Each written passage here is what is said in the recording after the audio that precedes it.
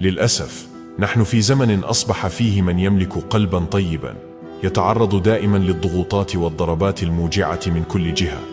في هذا الزمن يظن البعض أن الطيبة ضعفا وأن اللطف يمكن استغلاله لأغراض شخصية، لكن الحقيقة هي أن الطيبة ليست ضعفا بل قوة عميقة تنبع من داخل الإنسان. ومع ذلك في عالم مليء بالمصالح والمنافسات يبدو أن من يتسم بالطيبة والحنان يجد نفسه في مواجهات مؤلمة ومتواصلة، وكأن العالم يعاقبه فقط لأنه بقي على طبيعته. لكن الحقيقة المرة التي يواجهها كل طيب هي أن الزمن لا يغير أحدا بل يكشف لنا حقيقتهم، سواء أكانوا أصدقاء أو غرباء. الزمن يسلط الضوء على المعدن الحقيقي لكل إنسان، فما كان مخفيا أو مشوشا بالأقنعة يظهر مع مرور الوقت.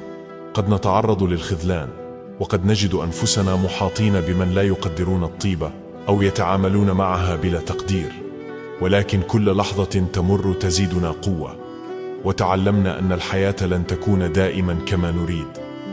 يجب أن نتمسك بالطيبة لأنها تظل السمة الأسمى التي تجعلنا مميزين في هذا العالم المعقد.